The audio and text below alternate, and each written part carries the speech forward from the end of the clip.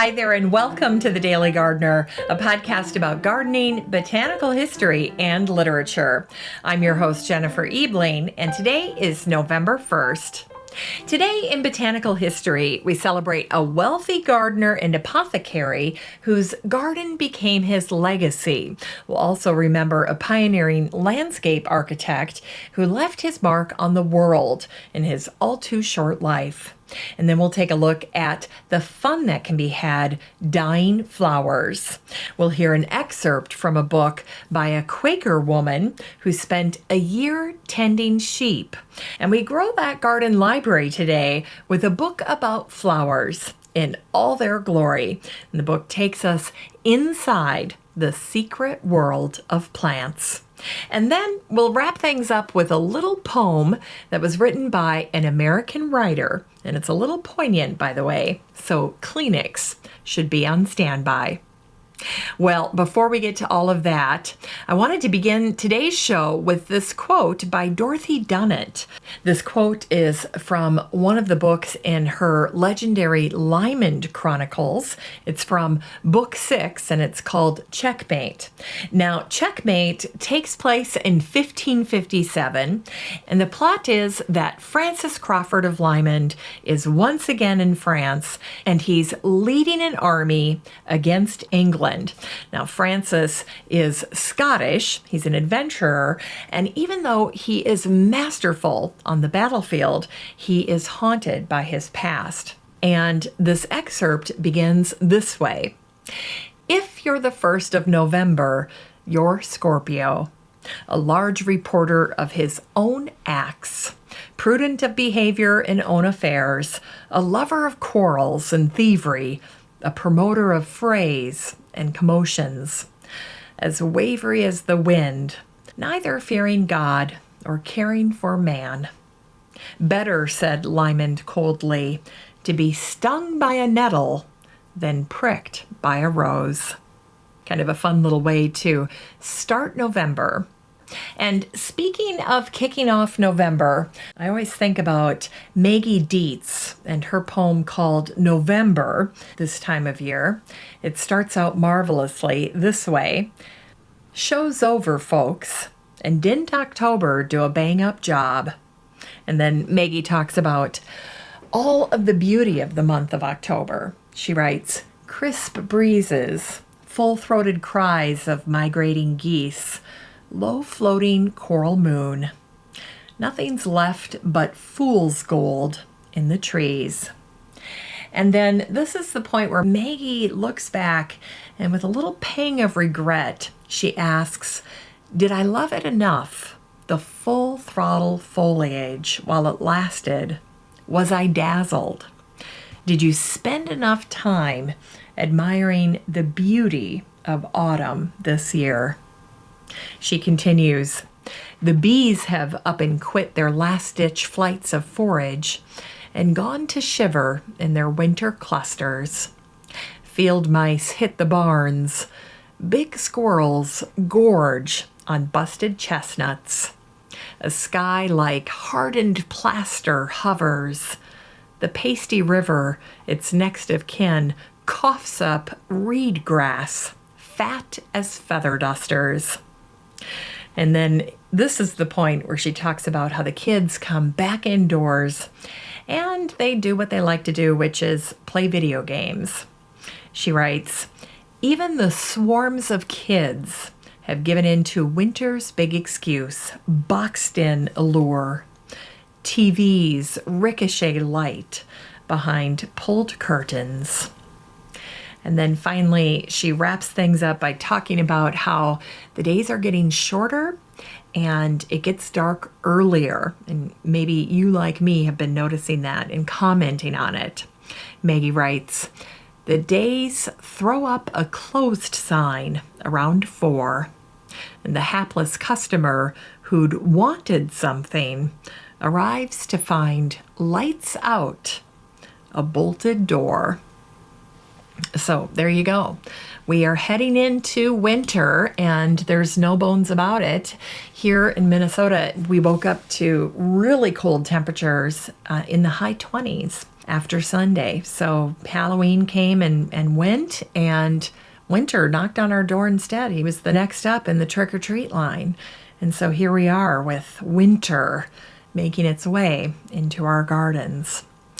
This day, November 1st, as I was looking back through all types of garden literature, has been traditionally a pretty big day for garden publishers. In 1995, Rosemary Veary's Making of a Garden was published on this day. And also a really good book that I ran across recently called The Unsung Season was also published on the same day as Rosemary Veary's book, but to much less acclaim, of course. But I wanted to highlight it briefly. It's called, again, The Unsung Season, Gardens and Gardeners in Winter. And it was written by Sydney Edison and Karen Bussolini.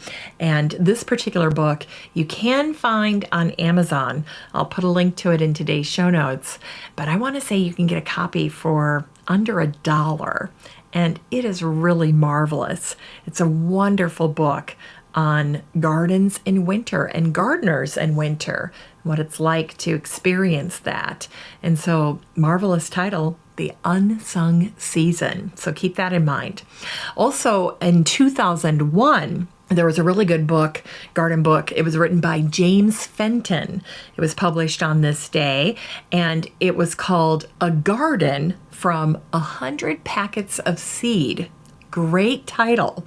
And so the premise behind this book is, what plants would you choose to grow if you were given a blank slate of a garden and given one rule, that everything you grow in this garden, you have to raise, you have to cultivate from seed, from planting seeds. So great premise, fun little book there.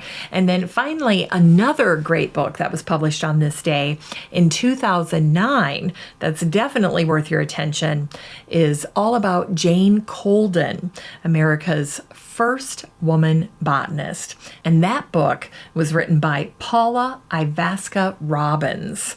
So fantastic book. That's definitely one that you want in your botanical library. They're all very good.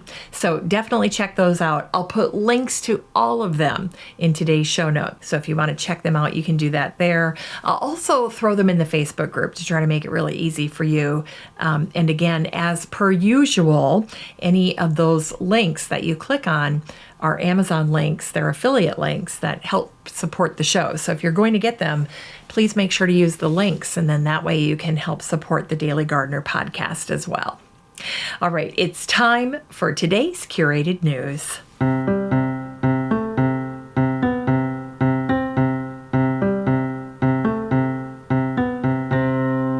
Oh, I loved today's curated news. This was actually a YouTube video that I stumbled on. I was researching a Southern writer, a woman named Lee Smith, marvelous woman. Today's her birthday. She was born in 1944, and she did an interview for the Southern Environmental Law Center. And I ended up watching this little clip, and it was so entertaining and so good that I wanted to share it with you. So I put the clip in the Facebook group for the show. So if you want to check it out for yourself, just head on over to the Facebook group, type in the word Lee or Smith, and this video will pop up. But what was fascinating to me about this video, number one, she has a delightful accent. So if you're from the South, you may find her voice and her accent to be utterly charming and soothing. I know I did, and I was thinking about some of my Southern friends as I was listening to Lee. She's very, very, very soft-spoken, very mild-mannered woman, and just wonderful to listen to. Anyway, in the video, what Lee talks about is how the South has this very strong literary tradition that is grounded in place, that is grounded in the setting. And of course, the setting for so many Southern writers is usually a rural place, is a place that is wild and that is truly bound up in nature. Lee says that the land is so important to Southern writing, and that it not only shows up in writing, but also in Southern music in Southern culture. So you'll notice it there. And if you haven't noticed that before, then tuck that little nugget away. And as you encounter it, you'll say, Lee Smith, she was right again. Well, one of the most absolutely charming things that Lee talks about in this video, aside from her love of nature and gardens and all of that, is a little snippet that she shares about her dad.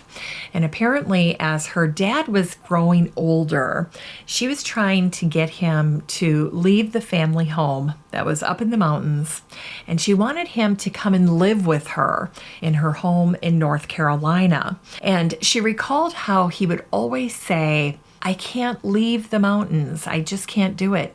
He said, "I need me a mountain to rest my eyes against." And that really resonated with me because I immediately thought of gardeners, and I thought about how we need us a garden to rest our eyes against. Well, that saying definitely had an impact on Lee, on the importance of natural places. And so as she was thinking about nature and what she wanted to say in this interview with Southern Environmental Law Center, that saying came back to her. And that's what she talked about. I need me a mountain to rest my eyes against. And so she ends her interview by saying how nature leads us to think of things that are really important, to ponder big questions and issues and all of the things that we need to be working on. And so Lee, like us, draws her inspiration from the natural world. And so once again, to borrow her phrase, I need me a garden to rest my eyes against. Great little saying.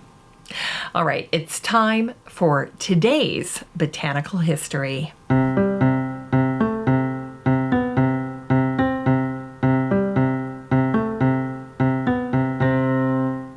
Here's botanical history for today, November 1st. Today is the birthday of James Sherard. He was the English apothecary, botanist, amateur musician, and composer, and he was born on this day, November 1st, in 1666. His older brother, William, by the way, was also a botanist. So if you recognize the name, there were two boys in the Sherard family that became botanists. Now, James served as an apprentice to an apothecary named Charles Watts, who happened to work at the Chelsea Physic Garden. And then after that experience as an apprentice, James followed his entrepreneurial instincts, and he started his own business, which made him very wealthy. But all of that wealth, you can imagine, got spent, at least a good deal of it, on plants. And in August of 1716, James wrote that, quote, the love of botany has so far prevailed as to divert my mind from things I formerly thought more material. And one of the passions that he used to have before botany was writing and composing music. He was really into that. But then he had a flare-up of gout, and that pain led him away from pursuing music, and he ended up turning his attention to botany. Well, after making money in his business, he ends up retiring, and James purchased 3 residences. He bought 2 manor houses and a place in London, and it was at his London residence that he established a garden, and he began collecting and cultivating rare plants.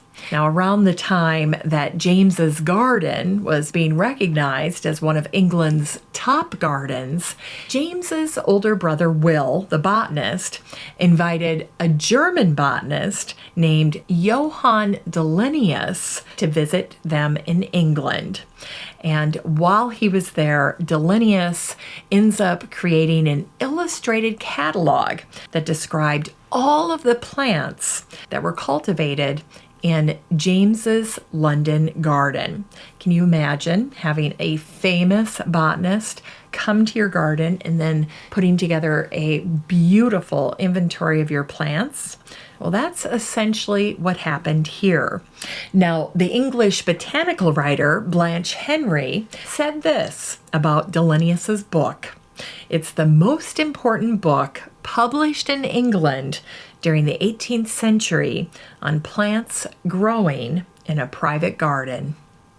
Well, interestingly enough, I found this amazing factoid on Twitter. It turns out that the walls of the herbarium room at the Oxford Botanic Garden and Arboretum are graced with illustrations from Dillenius's book.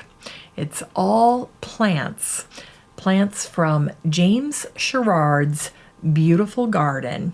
And so his gorgeous garden lives on in the walls of that marvelous place. And today is also the birthday of an American landscape architect who did incredible things during his all too short life. And of course, I'm talking about Charles Eliot. He was born on this day in 1859. In his very brief career, Charles established principles for regional planning and naturalistic systems for landscape architecture. And he also helped to set up the world's first land trust and the Boston Metropolitan Park System. Charles was a prolific writer and an observer of nature and landscapes, and his work ended up setting the stage for conservancies across the world. So he made a huge impact on the way we regard our natural spaces and our environment. Charles was born into a prominent Boston family. In 1869, the year that his mother died, his father, Charles Sr., Charles William Eliot, became the president of Harvard University. In 1882, when Charles came of age, he went to Harvard to study botany. And a year later, he began apprenticing with the landscape firm of Frederick Law Olmsted. And eventually, that firm became known for a brief while as Olmsted and Eliot, and it was because of Charles Eliot. But when he was starting out as a young landscape architect, Charles enjoyed visiting natural areas, and he conducted regular walking tours, kind of like Henry David Thoreau, of different nature areas around Boston. And in one of his diaries, Charles made a charming list, and I've always thought that it was just so poignant. It said this: a partial list of Saturday walks before 1878. Isn't that fantastic?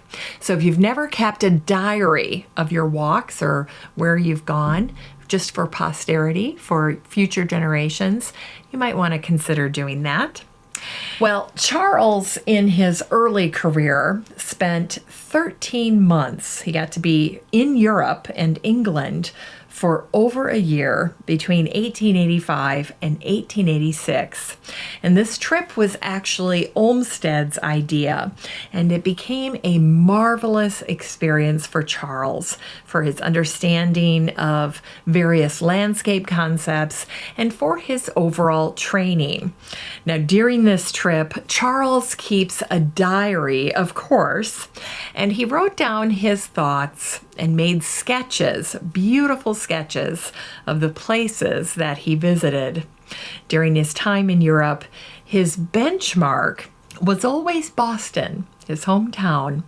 So throughout his writings, Charles was continually comparing new landscapes to the beauty of his native landscape back in New England. Well, Charles' story, as I've alluded to now many times, ended way too soon. He died at 37 from spinal meningitis. But before his death, Charles had worked with Charles Sprague Sargent at the Arnold Arboretum. He was helping to put together a plan there. And when Charles died, it was Sargent who wrote a tribute to him, and he featured it in his weekly journal at Harvard called Garden and Forest, and you can read it online today. Charles's death had a significant impact on his dad, Charles Eliot Sr. At times when Charles was alive, the two men had struggled to connect. Charles didn't like it when his dad had remarried, and their personalities were very different, and so that made it difficult for the two of them to connect. In addition to that, Charles, the architect, the son, could be a little melancholy.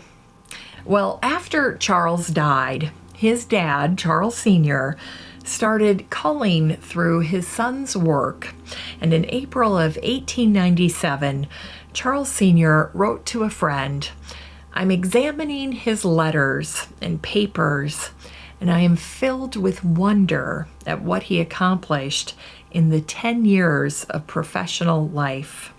I should have died without ever appreciating his influence, but his death has shown it to me."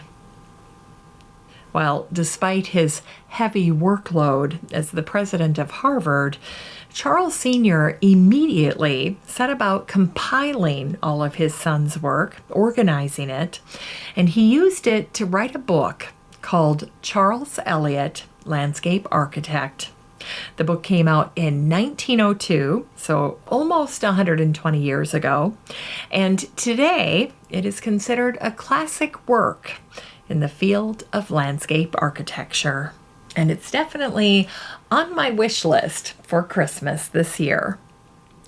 Well, it was also on this day in 1883, November 1st, that the Brown County World out of Hiawatha, Kansas, published just a little blurb, and it said this: "A distinguished botanist has found that by simply soaking the stems of cut flowers in a weak dye solution, their colors can be altered at will without the perfume and freshness being destroyed." Well, this is true. Flowers can absorb food coloring, and it's important to know that if you're going to try this, make sure to do it with herbaceous plants that don't have woody stems. So think about plants that die back to the ground at the end of their growing season. They can be perennial, biennial, or even annuals. Your annuals will work for this. And they work particularly well because of their quick growth and the shorter flowering period. But plants that you want to consider using if you're going to attempt something like this might be something that it has a white blossom. They tend to work really well for this. So think of Queen Anne's lace, hydrangea, daisy, and carnations. Carnations are probably the most widely used for this purpose. So sometimes if you're in the supermarket, you'll even see the carnations that are blue or some other strange color, and that's because they're dyeing them. They're putting a little dye in the water, and then the plant is taking that up. So there you go, a little helpful blurb from the Brown County World in Hiawatha, Kansas back in 1883. It's time for today's unearthed words.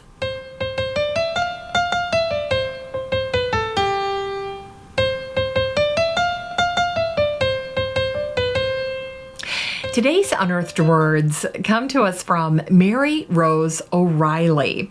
She is a Quaker woman that decided to take a year out of her life and spend time herding sheep. And then she wrote about that experience in a book called The Barn at the End of the World, The Apprenticeship of a Quaker Buddhist Shepherd. I kid you not, that's what it's called. Anyway, here is a marvelous excerpt from that book, and I picked it because she is writing about her first day of November during that experience. So here's what she wrote.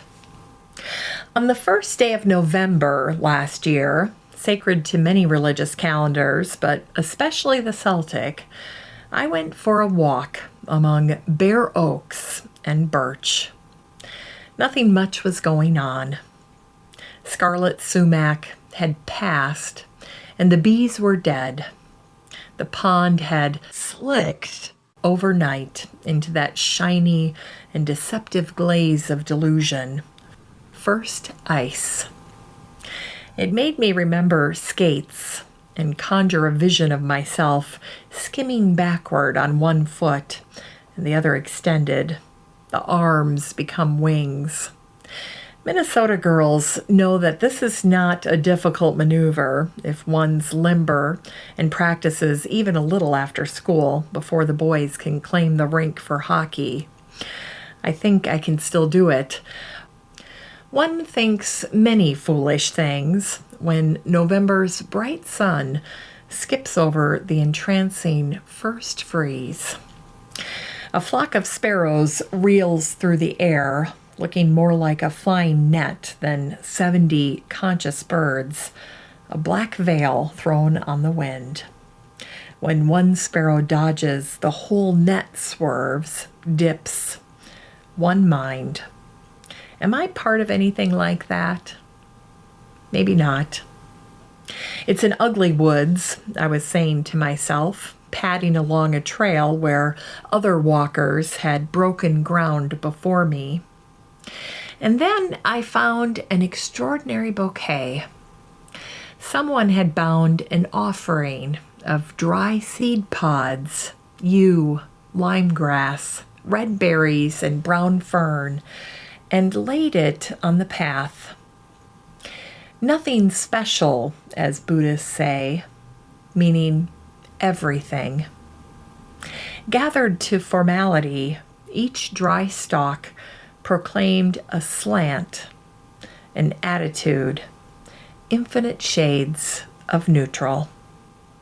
All contemplative acts, silences, poems, honor the world this way, brought together by the eye of love, a milkweed pod, a twig. Allow us to see how things have been all along. A feast of being.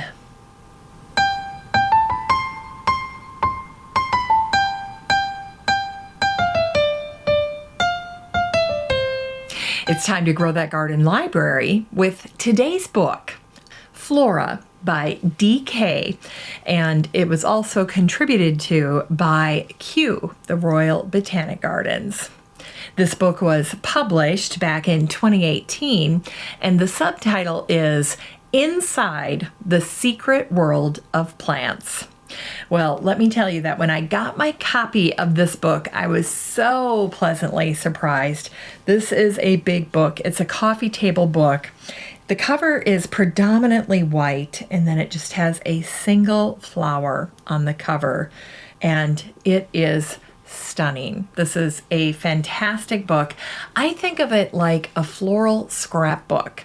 So imagine if you were to put together a book of flowers, and on each page you feature a different blossom. You talk about the plant and you talk about its history and some outstanding characteristics, and then you talk about various aspects of the plant. You get into a little bit of the science behind why plants do what they do and how they do what they do. And you have this book. It's beautifully illustrated with modern photography and also some incredibly beautiful botanical art from the ages. And it is just a joy to leaf through. So whether you are a gardener or even a non-gardener, I think you would enjoy this book. And because it's been out now for a while, you can get a used copy of this book and support the show for under $12 right now. But if you're interested, you better act fast because there are not many copies at that price. Don't forget that you can support the show using the link in today's show notes.